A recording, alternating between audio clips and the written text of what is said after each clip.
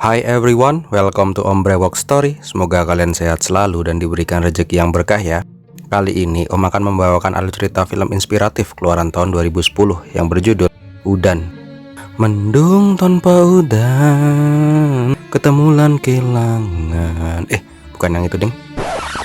Film ini menceritakan seorang anak broken home yang harus mengikuti semua keinginan ayahnya yang selalu kasar terhadapnya. Tekanan demi tekanan dialami oleh anak ini. Nah, film ini bisa menjadi alternatif kalian yang punya masalah dalam hidup. Kita bisa mengambil hikmah dari film ini. So, buat kalian yang pengen baper, nggak usah pakai lama, bemper Ombre Walk Story.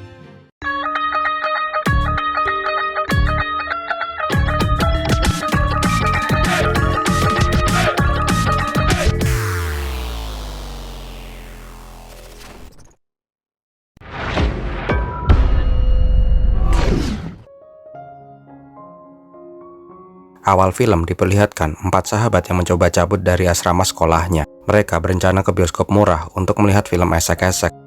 Tak hanya itu, mereka pun merokok sambil lihat mbak-mbak bohai di layar. Tak lama di tengah film, salah satu dari mereka malah melihat orang yang lagi grepe-grepe di kursi atas. Nah, karena iseng, mereka malah menggoda pasangan mesum di atas. Sialnya, orang itu adalah guru mereka yang terkenal killer. Nah, karena kepergok sama gurunya yang lagi grepe-grepean sama mbak-mbak di sana, mereka semua langsung kabur dan berniat secepat mungkin segera pulang ke sekolah. Sialnya, salah satu dari mereka malah terjatuh dan kesleo. Karena nggak tega meninggalkan temannya, mereka pun akhirnya memapah temannya itu. Nah, di tengah jalan, mereka berhasil disalib oleh Pak Raden. Keesokan harinya, mereka jelas saja langsung dipanggil BK. Di sini mereka saling berdebat tentang konsekuensi hukuman apa yang akan mereka dapatkan dan hukuman apa yang menanti dari orang tua mereka. Banoy mengatakan, bila ayahku tahu, dia pasti akan membiarkanku sembuh dulu dari keseliuku ini dan langsung mematahkan kakiku setelahnya. Vikram mengatakan, bila ayahku tahu, dia pasti akan memindahkanku ke sekolah luar negeri biar aku tidak membuat masalah lagi. Mahinder mengatakan, bila ayahku tahu, aku pasti akan dikurung di rumah dan tidak memberiku uang jajan. Sedangkan Rohan hanya terlihat diam karena dia sudah 8 tahun tidak pernah bertemu dengan ayahnya. Tak lama Pak Raden keluar ruangan dengan wajah sinis. Setelah itu, 4 sekawan ini dipanggil ke ruangan kepala sekolah. Diketahui di sini, mereka sudah sering kabur dari asrama, dan keputusan sekolah adalah mengeluarkan mereka semua dari sekolah asrama itu. Setelah keluar dari ruangan kepala sekolah, terlihat Rohan yang berjalan sendiri. Di tengah hutan, dia ditemui oleh Mahinder. Di sini, Rohan mengatakan, sebenarnya dia tidak begitu memikirkan soal dikeluarkannya dari sekolah. Yang dia pikirkan adalah, dia akan bertemu lagi dengan ayahnya setelah 8 tahun tidak pernah bertemu. Tak lama terlihat Rohan yang terlihat berkemas. Karena ayahnya tidak bisa menjemputnya, maka dia akan diantar oleh guru dari sekolah untuk pulang ke kampung halamannya. Di sini dia berpamitan dengan sahabat-sahabat baiknya. Di luar, Pak Raden sudah menunggu Rohan untuk mengantarnya pulang ke rumah. Akhirnya kehidupan Rohan akan berubah mulai dari sini. Singkat cerita, Rohan sampai di kampung halamannya. Di stasiun telah menunggu ayahnya yang terlihat dingin dengan kacamata hitam dan kumis tebalnya. Di perjalanan pulang pun, ayahnya pun tidak mengeluarkan sepatah kata pun.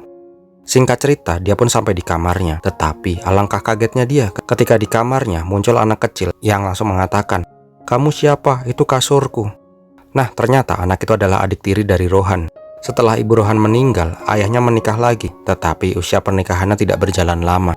Di sini, Rohan terlihat kasar dengan adik tirinya. Dia mengatakan, "Ini kamarku sebelum kau lahir, jangan banyak protes."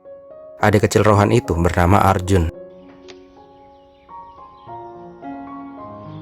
Malam harinya, ayahnya mengajak Rohan mengunjungi paman dan bibinya. Di sini, Rohan disambut dengan hangat oleh paman dan bibi. Pada saat makan malam, pamannya menanyakan, "Setelah ini, kau ingin bersekolah di mana?" Rohan mengatakan, "Aku ingin masuk ke sekolah seni, paman. Aku ingin menjadi penulis." Tetapi ayahnya langsung menyela pembicaraan Rohan. Dia mengatakan, Rohan tak akan masuk ke sekolah seni. Dia akan masuk ke STM. Dan dia juga akan bekerja di pabrik milikku. Mendengar itu, Rohan tidak setuju sehingga terjadi perdebatan di antara mereka.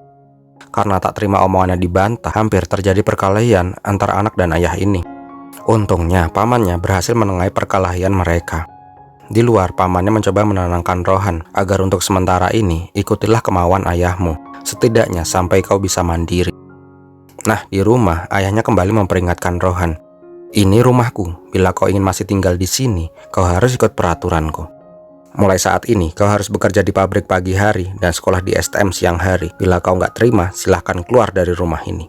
Karena mengingat perkataan pamannya, Rohan pun akhirnya mengikuti kemauan ayahnya itu. Keesokan paginya, Rohan dibangunkan ayahnya pagi-pagi buta. Ayahnya mengajak lari pagi agar badan mereka sehat. Terlihat ayah Rohan merupakan ayah yang sangat tegas dan selalu memaksakan keinginannya. Setelah lari pagi, mereka berangkat untuk mengantar Arjun ke sekolah. Terlihat juga bahwa ayahnya juga terlihat keras kepada Arjun yang masih 6 tahun. Dia meminta Arjun menjadi juara kelas dan tidak akan mentolerir bila Arjun melakukan kenakalan di sekolah. Singkat cerita, Rohan dan ayahnya sampai di pabrik. Di sini, Rohan langsung disuruh bekerja menjadi buruh pabrik seperti buruh yang lainnya. Dia harus melakukan pekerjaan kasar, walaupun ayahnya adalah pemilik pabrik itu. Setelah selesai bekerja, siang harinya dia harus bersekolah di STM. Dia terlihat tidak fokus karena dia sama sekali tidak tertarik dengan teknik mesin. Sepulang dari sekolah, terlihat Arjun yang sedang bermain dengan mainan Superman milik Rohan. Melihat kakaknya, Rohan langsung mengembalikan mainan itu ke lemari Rohan. Nah, malam hari pun tiba. Pada saat makan malam, ayahnya selalu memesan makanan dari Gojek. Rohan menanyakan kenapa ayah tidak menyewa pembantu atau babysitter untuk Arjun. Ayahnya mengatakan, "Oke, aku akan menyewa pembantu, tetapi kau yang membayar." Mendengar itu, Rohan langsung terdiam. Di saat Rohan disuruh memanggil Arjun di kamarnya, Rohan malah masuk ke kamar ayahnya. Dia mengambil rokok dan uang dari dompet ayahnya. Ketika tengah malam, terlihat Rohan mengendap-endap keluar rumah. Ternyata dia tadi juga mengambil kunci mobil ayahnya, dan dia berniat keluar dengan mobil ayahnya itu. Tak lama terlihat Rohan yang masuk ke sebuah bar. Tetapi baru juga duduk, dia langsung ditarik keluar oleh mas-mas di sana. Ternyata mas-mas itu adalah senior Rohan di sekolah. Nah, sebagai ucapan selamat datang, Apu meminta Rohan untuk sit up dan bernyanyi. Nah, karena mas-mas ini sudah mabuk parah, akhirnya mereka malah saling bertengkar sendiri. Di tengah pertengkaran, Rohan akhirnya malah menawari mereka untuk minum dengannya. Karena hal itulah, akhirnya Rohan dan Apu and the gang malah menjadi akrab. Singkat cerita, mereka akhirnya tepar bareng dan gila-gilaan dengan mobil ayah Rohan. Keesokan harinya, rutinitas Rohan pun sama seperti dengan hari sebelumnya. Tetapi ketika hendak berangkat, Rohan sengaja ngaret agar ayahnya kesal. Nah, jelas aja ayahnya yang gak sabaran akhirnya meninggalkan Rohan dan Arjun. Karena hal itu, Arjun harus berjalan kaki ke sekolah. Di tengah jalan, Arjun yang ingin menggandeng tangan kakaknya langsung ditolak oleh Rohan. Yakin om kasihan sama si Arjun ya. Karena ulah Rohan, Arjun dimarahi oleh bu guru. Sedangkan Rohan dimarahin sama bapaknya di pabrik. Saat-saat yang paling menyenangkan di hidup Rohan saat ini adalah ketika dia berkunjung ke rumah paman dan bibinya. Karena paman dan bibinya selalu baik kepada dirinya. Di rumah pamannya, tak sengaja dia melihat album ketika Rohan masih kecil. Diketahui paman dan bibinya memang tidak memiliki anak, sehingga mereka sangat sayang kepada Rohan ketika dia masih kecil dulu. Pada saat pulang, terlihat ayahnya sudah mabuk parah. Karena hal itulah Rohan harus menyetir mobil. Di perjalanan pulang, ayahnya yang mabuk mulai menanyakan beberapa pertanyaan mengenai kenapa Rohan bisa sampai dikeluarkan dari sekolah sebelumnya. Tak hanya itu, ayahnya juga ngeplak kepala Rohan karena dia udah gak tahan untuk jackpot. Sesampainya di rumah, ayahnya kembali ngelantur dan nabokin Rohan karena dia merasa Rohan tidak mirip dengannya, melainkan lebih mirip dengan ibunya.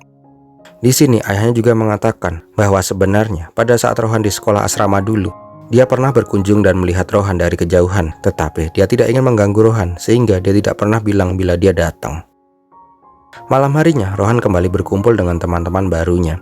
Di sini, Rohan mulai diterima menjadi bagian dari geng Apu. Tak lama, Apu yang udah kolong parah malah membuat keributan di sana, sehingga terjadi perkelahian di bar itu. Singkat cerita, Rohan dan geng Apu bisa melarikan diri dengan mobil.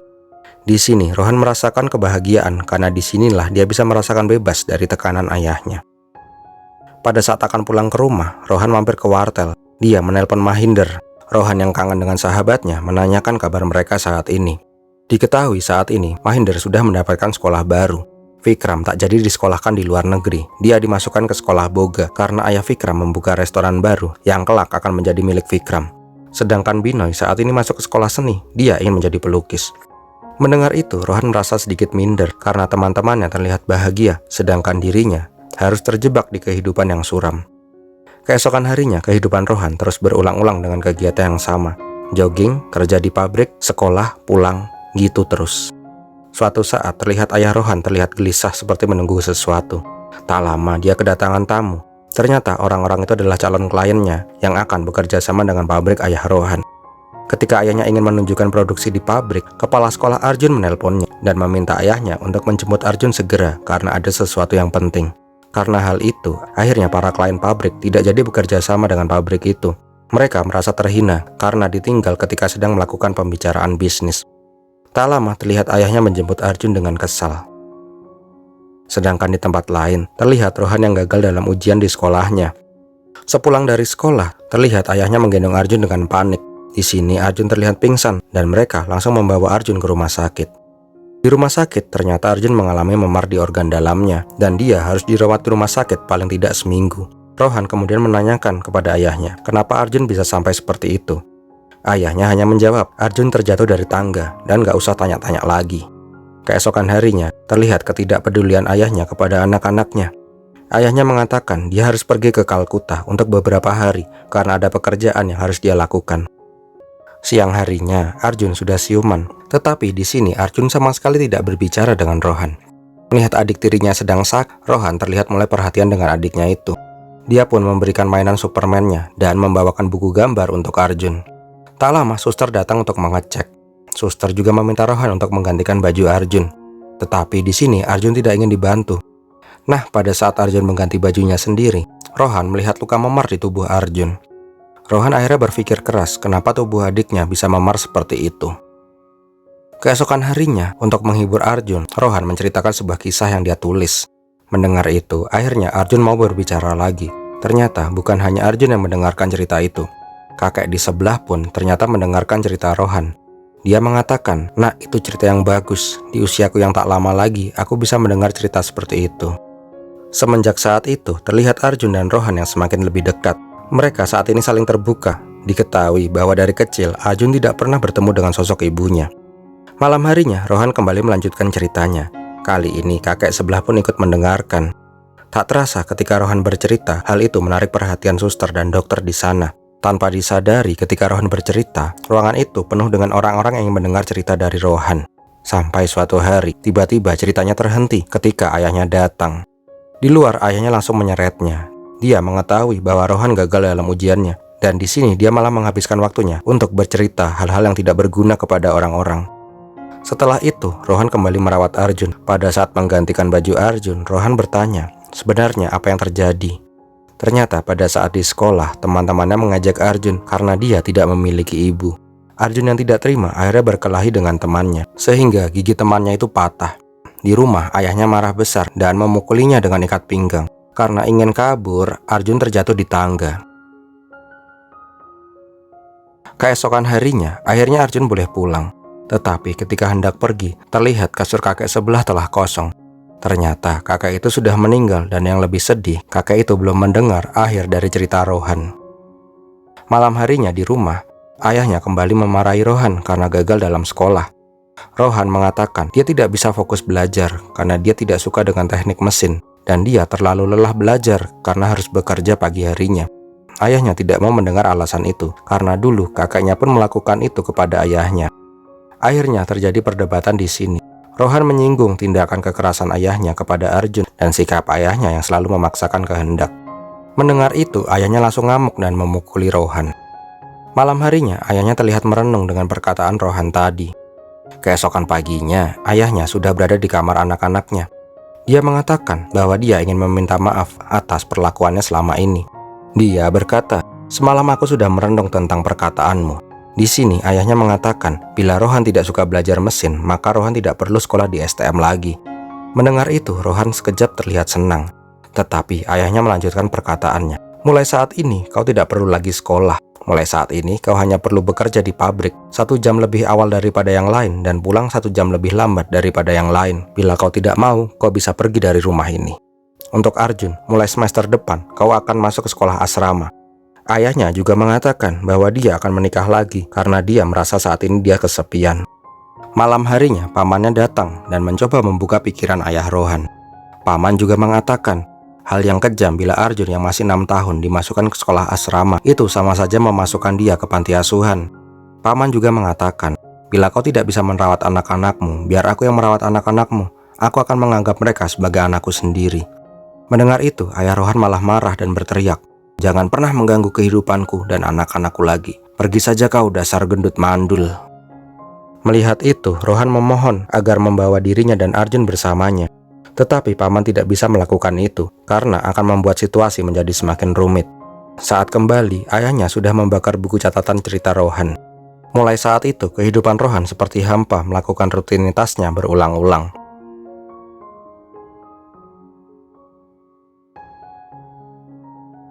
Sampai suatu hari, ayahnya memperkenalkan calon ibu barunya dan calon adik tirinya. Di sini Rohan merasa bimbang karena dia merasa sudah tidak dianggap lagi sebagai anak di rumah itu. Tak lama mereka merayakan ulang tahun Rohan yang ke-18 tahun. Ayahnya memberikan jam tangan warisan dari kakeknya. Suatu saat karena sudah sangat kesepian, Rohan menelpon Mahinder. Tetapi kembali lagi, dia harus merasa berkecil hati karena teman-temannya terlihat bahagia sedangkan dirinya seperti ini. Karena sudah tidak bisa berpikir jernih dan jenuh dengan situasinya saat ini, Rohan merasa emosi. Dia melampiaskan kemarahannya dengan menghancurkan mobil milik ayahnya. Tetapi sialnya, hal itu dilihat oleh polisi yang kebetulan lewat. Di kantor polisi, ayahnya malah menanyakan tentang keadaan mobilnya, bukan anaknya. Ayahnya juga dengan tega tidak menebus Rohan, sehingga Rohan harus menginap di sel tahanan. Nah, ketika pulang ke rumah, terlihat rumah penuh dengan tamu-tamu yang merayakan pernikahan ayahnya dengan ibu tirinya. Di dalam kamar, Rohan akhirnya mengemasi barang-barangnya. Dia berniat keluar dari rumah itu. Pada saat akan pergi, ayahnya menanyakan, "Mau pergi kemana kamu?" Rohan mengatakan, "Aku akan pergi dari rumah ini. Selamat atas pernikahanmu. Semoga istri dan anak barumu tidak harus pergi ke rumah sakit seperti Arjun." Mendengar anaknya yang kurang ajar, ayahnya langsung marah dan ingin memukul Rohan. Tetapi kali ini, Rohan langsung memukul ayahnya terlebih dahulu. Akhirnya, Rohan kabur dari rumah. Ayahnya yang mengejarnya tak sanggup untuk menggapainya. Malam harinya, Rohan datang ke rumah pamannya. Dia mengatakan ingin berpamitan kepada paman dan bibinya. Karena mulai dari saat ini, dia akan pergi ke Mumbai. Dia akan bekerja sebagai pelayan di restoran Vikram, sahabatnya. Dia juga akan melanjutkan impiannya menjadi penulis. Pamannya kemudian membisikkan sesuatu yang membuat Rohan terdiam. Di sana, Rohan juga membuka album kenangan pada saat dia masih kecil.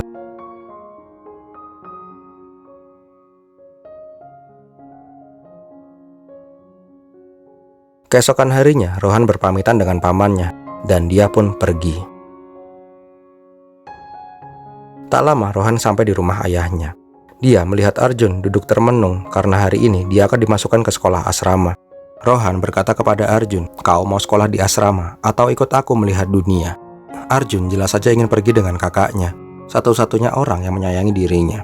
Rohan juga meninggalkan sebuah surat dan jam tangan kakeknya di sana. Di perjalanan, dia melihat sosok ayahnya, dan itu menjadi pertemuan terakhirnya dengan ayahnya. Di rumah, ayahnya membaca surat Rohan. Isi surat itu berbunyi, "Ayah, aku akan pergi dari kehidupanmu. Aku juga mengajak Arjun. Aku tak ingin melihat Arjun tumbuh besar seperti dirimu. Jangan pernah mencoba mencariku dan Arjun, atau aku akan melaporkanmu ke polisi tentang apa yang kau lakukan kepada Arjun sebelumnya. Semoga kau bahagia bersama keluarga barumu. Rohan, orang yang pernah menjadi anakmu." Dan filmnya pun berakhir. Wow, gimana film ini sob? Menurut Om sih ngena banget. Om mau bilang nih, walaupun Om belum punya anak, tapi Om bisa bilang, nggak ada yang namanya anak nakal. Yang ada adalah orang tua yang nggak bisa mendidik anak. Didikan orang tua akan menjadi cerminan anak itu kelak. So, bagi kalian yang suka dengan video ini, silahkan untuk like, comment, dan share. Jangan lupa juga yang belum subscribe untuk subscribe dan klik lonceng notifikasi agar kalian gak ketinggalan video-video terbaru dari channelnya Om Brewok Story. Terima kasih sudah menonton. Om Brewok pamit, bir milatihin.